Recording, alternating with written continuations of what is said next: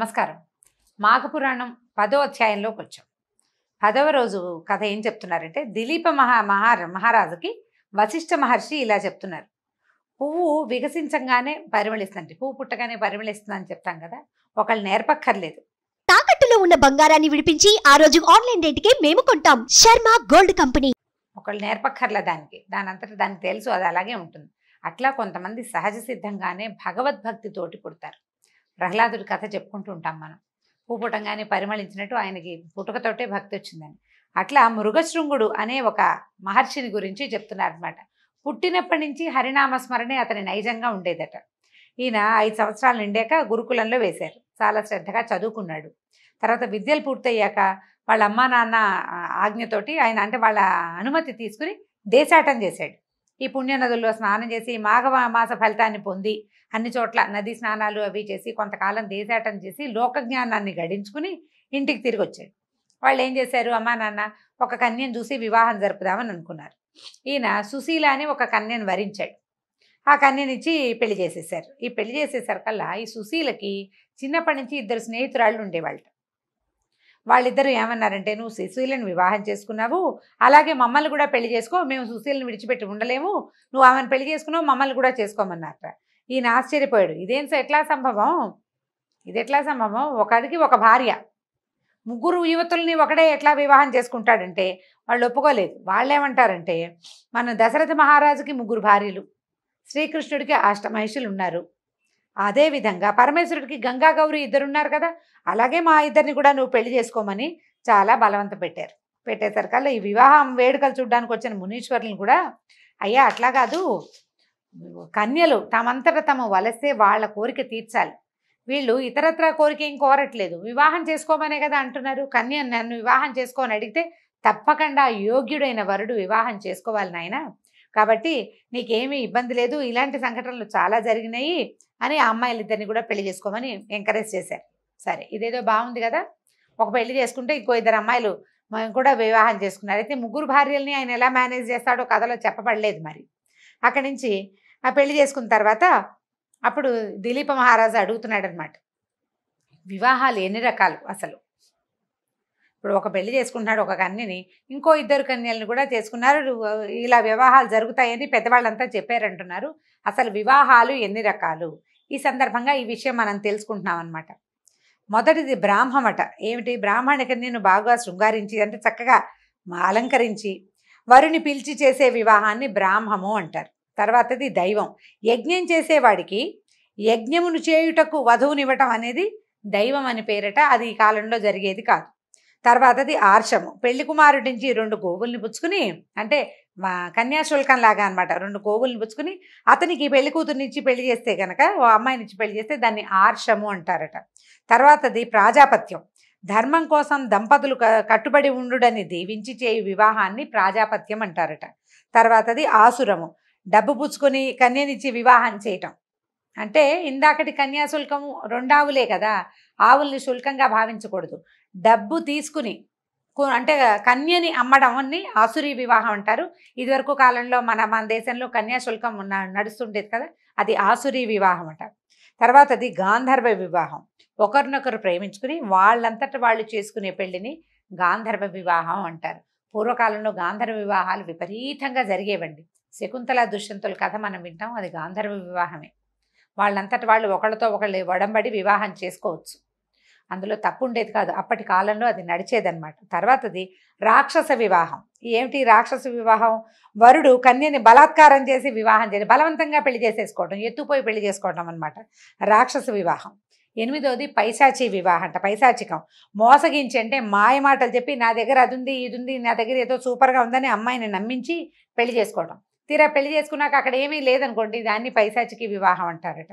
ఈ 8 వివాహ సంబంధమైన పేర్లు కాబట్టి వాటి ధర్మాలు ఏంటంటే ఒక్కొక్క చోట ఒక్కొక్క ధర్మం నడుస్తుందండి.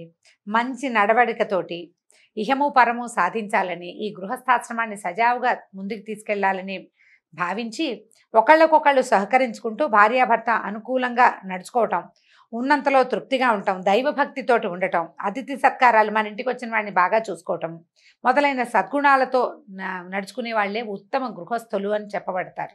వీళ్ళు చక్కగా అంటే పూజా పునస్కారం చేసుకుంటారు, పర్వదినాల్లో ఉపవాసాలు ఉంటారు, ఆ పర్వదినాల్లో నదీ స్నానం చెప్పబడిన దినాల్లో చక్కగా నదీ స్నానాలు చేస్తారు భార్య సమేతంగా. ఇలాంటి వాళ్ళకి చక్కటిగా సంతానం కలుగుతుంది, ఉత్తమమైన జీవనం దొరుకుతుంది. కాబట్టి ఉత్తమమైన జీవనగతుల కోసము, తర్వాత సంసార అభివృద్ధి కోసం అంటే పుత్రపౌత్ర అభివృద్ధి కోసము మంచి నడవడిక కలిగి ఉండాలి ఏ వివాహం చేసుకున్నప్పటికీను. అయితే వాటి వల్ల వచ్చే చిన్న చిన్న ఇబ్బందులు వస్తాయి. ఇది మగవాళ్ళకి గృహస్థాశ్రమ లక్షణాలు అనమాట ఇవి. స్త్రీలకు ఏమిటంటే ప్రత్యేకంగా భర్తతోటి అన్యోన్యాన్ని ఆయనతోటి కలిసి ఉండటము, ఆయన్ని మెప్పించి ఒప్పించటము, అతనికి అనుకూలంగా నడుచుకోవటము. ఆయన గంగానది స్నానం చేద్దాన్ని నాకు చలేస్తోంది అని అనుకుంటా గట్టు మీద కూర్చుని ఓ చెంబుతో పోసుకుంటాను అని బతులాడుకుని ఆ స్నానమైనా చేయటం అనమాట. చెప్పిన విధంగా వ్యవహరించడం. ఒకవేళ చెప్పిన విధానం నీకు సరైనదిగా తోచకపోతే అతనిని ఒప్పించి మానటం. నేను చచ్చినా చేయను అని అనకుండా దాన్ని పతివ్రత లక్షణంగా చెప్తున్నారు. మంచి సలహాలు ఇవ్వాలి, పనిపాటల్లో సేవకురాలుగా వ్యవహరించాలి. మనం చెప్తాం కదా, భార్య కార్యేషు దాసి కరణేషు మంత్రి, ఆ శ్లోకమే చెప్తున్నారు. భోజనం వద్ద తల్లి చూసుకున్నట్టుగా చక్కగా రుచికరంగా భర్తలకు వండి పెట్టాలి. అన్ని విధాలా భర్తని సంతోషంగా ఉంచిన స్త్రీది పతివ్రత ధర్మంగా చెప్పబడుతోంది అని చెప్పారనమాట. ఇంకా చాలా చాలా చిన్న చిన్న విషయాలు చెప్పారండి. అవన్నీ పెద్దగా మనం ఈ రోజుల్లో పాటించేవేమీ కాదు, కానీ ఓర్పుగా ఉండాలి. స్త్రీలు స్థిమితంగా ఓర్పుగా జాగ్రత్తగా నడిచిన సంసారం చక్కగా ముందుకెళ్తుంది. అప్పుడు ఇప్పుడు కూడాను పిల్లలు అక్కడ కలిగినటువంటి సంతానము, తర్వాత రాబోయే పుట్టబోయే సంతానము అన్నీ కూడా సజావుగా వెళ్తాయి. ఏదో శాస్త్రం ప్రకారం అని చెప్పకపోయినా మనం హాయిగా ఉండాలి కదా. మనం సుఖంగా ఉండటానికి వెసులుబాటైన విధానం, పోట్లాడుకోకుండా ఉండటం, కలహాలకు దారితీసే రకంగా ఉండకపోవటం, తెగతంపులు చేయకపోవటం, భార్యాభర్తల మధ్యలోకి ఇతరులని రానివ్వకూడదు. ఇలాంటి జాగ్రత్తలు ఎప్పుడూ అవసరమే. పాతకాలపు పతివ్రత ధర్మాలు పాటించకపోయినా ఇప్పుడు కూడా నొప్పింపక తానవక ఉండటమే మంచిది ఎవరికైనా సరే. అయితే ఇలాంటి మంచి లక్షణాలు కలిగి ఉన్న భార్యలు, ఈ లక్షణాలన్నీ ఈ స్త్రీలు, ఈ ముగ్గురు అమ్మాయిలు పెళ్లి చేసుకున్నారు కదా మృగశృంగుడిని, చక్కగా మర్యాదగా చాలా బుద్ధిగా పద్ధతిగా ఉండేవాళ్ళు.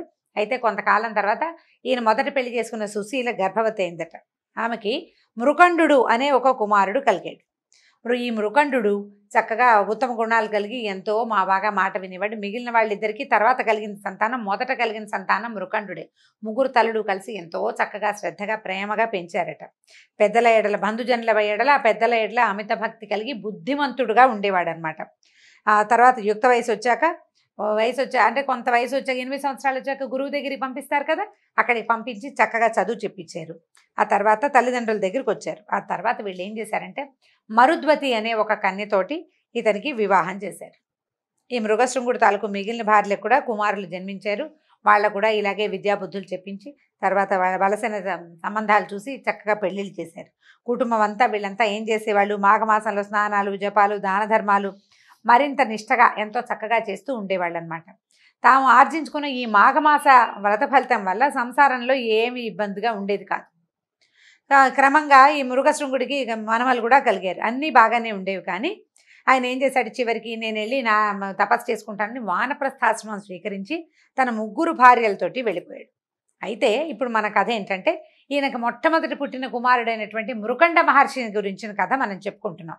ఈ మృగశృంగుడు వెళ్ళిపోయాక ఈ మృకండ మహర్షి ఈ సంసారం అంతా తన తమ్ముళ్ళని, వాళ్ళని, పిల్లల్ని అందరినీ ఆయనే చూసుకునేవాడు. అయితే ఈయనకి గృహంలో అశాంతి లేదు, కానీ మనసులో ఒక విచారం ఉండేది.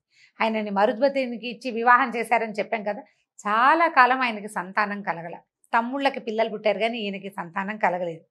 అయితే ఏమైంది, ఒకరోజు ఆలోచించుకున్నట్ట, కాశీ మహాపుణ్యక్షేత్రము సాంబశివునికి ప్రత్యక్ష నిలయం. అలాంటి వారణాసిని చూసినంత మాత్రం చేతే సకల పాపాలు పోతాయి.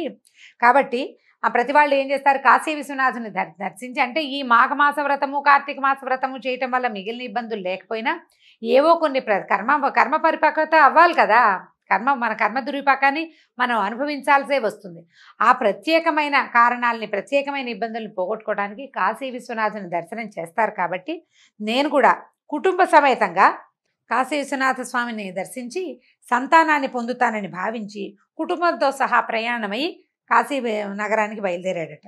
అయితే మార్గ మధ్యంలో ఎన్నో మృగాలు, క్రూర మృగాలు, క్రిమికీటకథలు, ప్రయాణాలు చాలా కష్టంగా ఉండేవి చూడండి. కుటుంబంతో ప్రయాణం అంటే మరీ కష్టం.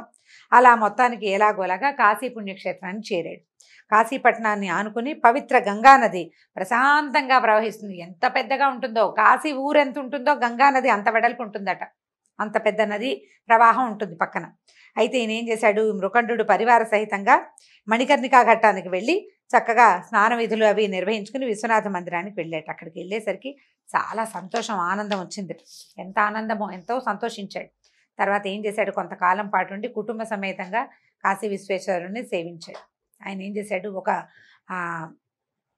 మృకండేశ్వర మహాలింగం అని, అంటే తన పేరుతోటి ఈశ్వరలింగాన్ని ప్రతిష్ఠ చేశాడనమాట. చేసి భార్య పేరుతోటి దానికి దగ్గరలోనే ఎదురుగుండా ఇంకొక లింగాన్ని ప్రతిష్ఠ చేశాడు. 1 సంవత్సరం పాటు ఆ కాశీక్షేత్రంలోనే ఉండి నిత్యం గంగానది స్నానం చేస్తూ చక్కగా ఈ లింగ పూజని జరుపుకున్నాడు అనమాట. విశ్వేశ్వర సేవ చేసుకున్నాడు. అయితే ఒకనాడు ఈతని మృకండుని 3 తల్లులు పవిత్ర గంగానదిలో స్నానం చేసి విశ్వేశ్వరుని పూజిస్తుండగా ప్రాణాలు వదిలేశారట. అంటే తండ్రి వెళ్ళాడు వానప్రస్థానికి, తల్లుల్ని ఇతనితో పాటే ఉన్నారు, వాళ్ళు కాశీలోనే మరణించారు. మృకండు చాలా దుఃఖించాడు. కానీ కాశ్యాంతు మరణాన్ని ముక్తి అని చెప్తారు. తల్లులకి ముక్తి వచ్చిందని భావించి వాళ్ళ అపరకర్మాలు చేసుకున్నాడు. తర్వాత మాతృణాన్ని తీర్చుకున్నాడు. సంతానం కోసం ఎంత కాలమో కాశీక్షేత్రంలో తపస్సు చేసేట. చివరికి ఎన్నో దాన ధర్మాలు చేయగా చేయగా చేయగా చివరికి ఒకనాడు పార్వతీ పరమేశ్వర్లు ప్రత్యక్షమయ్యారట. అయితే వాళ్ళిద్దరికి ఎంత భార్యాభర్త ఎంతో సంతోషించారు. ప్రత్యక్షమైన ఆది దంపతులు ఇద్దరిని చూసి మహానందంతో పరవశులైపోయారట. అప్పుడు నీ భక్తికి ఎంతో సంతోషించా మహర్షి, నీకు కోరిక ఏమిటి, ఏం కావాలో చెప్పమంటే, అమ్మా నాకు సంతానం లేదు, సంతానం కావాలని అడిగాడు. మాకేమిటంటే ఇప్పుడు ఇంత లక్షణమైన భార్య ఉంది, సంతానం లేకపోతే ఏముంది, వంశాభివృద్ధి జరగదు కదా అని అడిగేసరికల్లా ఇప్పుడు ఏం చేశారు వీళ్ళు, అతని దీనాలాపాలు విన్న పార్వతీ పరమేశ్వర్లు ఏమన్నారంటే, నీ మనోభీష్టం నెరవేరుతుంది, కాకపోతే ఒక్క నియమం ఉంది. ఏమిటి, బతుకున్నంత వరకు వైధవ్యంతో ఉండే పుత్రిక కావాలా, లేక అల్పాయుష్కుడగు పుత్రుడు కావాలా కోరుకో. నీకు సంతానం లెక్క ప్రకారం లేదు, ఇంత తపస్సు చేశావు, నీకు మేము ప్రత్యక్షమయ్యాము, నీకు ఫలితాన్ని ఇస్తాం. సౌభాగ్యం లేని కుమార్తె అంటే వైధవ్యంతో ఎక్కువ కాలం బతుకుండే కూతురా, లేకపోతే బుద్ధిమంతుడు అల్పాయుష్కుడైన కుమారుడు కావాలా అడగమన్నారు. ఈయన బాగా ఆలోచించాడు. అయ్యో ఇంత పరీక్ష పెడుతున్నాడే భగవంతుడు నాకు, ఇంత పరీక్ష.